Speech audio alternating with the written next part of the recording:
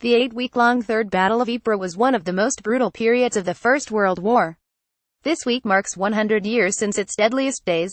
Better known as Passchendaele, it was a series of actions at Flanders in Belgium in September and October 1917. Senior historian Aaron Pegram, from the Australian War Memorial, says the fighting was some of the most costly the Australians took part in during World War I. In 8 weeks of participating in this British offensive, the Australians suffered 38,000 casualties.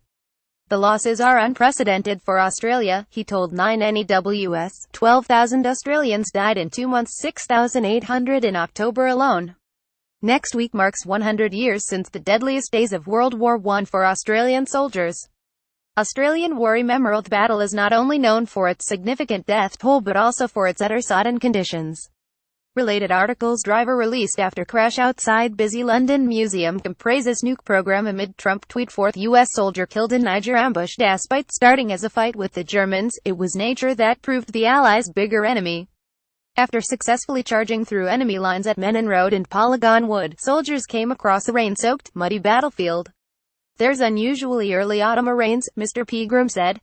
The infantry flounder in the mud. They can't attack the German positions. Men just simply drown in the mud. Those who didn't drown were sitting ducks for enemy fire. The Germans had the area raked with machine guns and artillery. The battle was waged in September and October 1917. Australian War Memorial, a digitally remastered film, offers new details into the costly battle. Australian War Memorial. Bob McMillan's uncle was among those killed. Lance Corporal Robert Bruce McMillan took shelter in a trench at Brood Saint on October 5, as men of the 18th Battalion came under attack. A shell landed on top of him, killing him instantly. Mr. McMillan visited the Australian War Memorial last week to pay tribute. It's emotional, he said.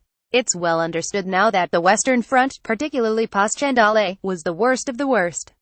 I could never, ever understand their courage and their bravery and what they endured. The Australian military was so significantly depleted, the government tried to change its approach to war, with a referendum in December 1917. The restored film will be showing at the Australian War Memorial from October 912. Australian War Memorial. The Australian people were asked if conscription should become mandatory but narrowly voted it down. To mark the centenary of the battle, staff at the Australian War Memorial in Canberra have digitally remastered a film, capturing moments from the campaign. Filmmakers James Hurley and George Wilkins released Fighting in Flanders after the war ended.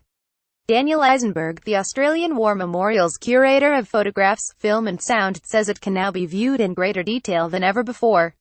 You're seeing figures in the background, you're making out times on people's watches, he said.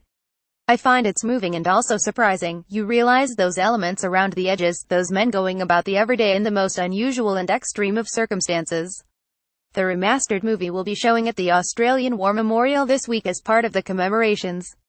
Footage and imagery courtesy of the Australian War Memorial. Copyright 9 Digital Thai Limited 2017.